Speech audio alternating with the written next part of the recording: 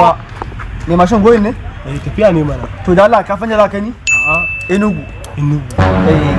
wace Enugu a ciki kenan? Enugu dai wadda ka fani Ni Enugu ko kuwa Enugu waccan ta gaba ne? ita dai Ka san a ina kake koyo yanzu?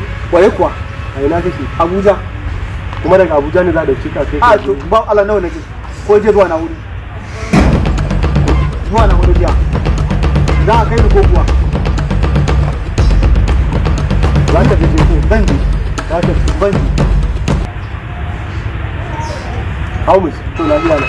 amma dan Allah kakkace na ka kora maka abin da nake biya tsakani da Allah ƙarya daga Abuja zuwa Enugu ya kace gani ko ba gaskiya bane ba Daga Abuja zuwa Enugu. zuwa Enugu Wai 150, 150 ko kuwa naira 150 suke uku wazo biya uku kenan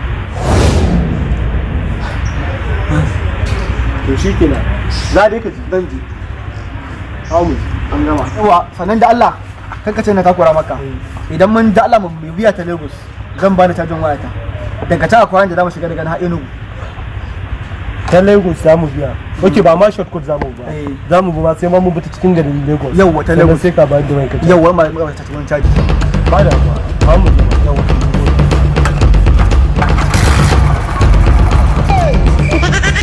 Ba a gaya wa ɗan yau yau.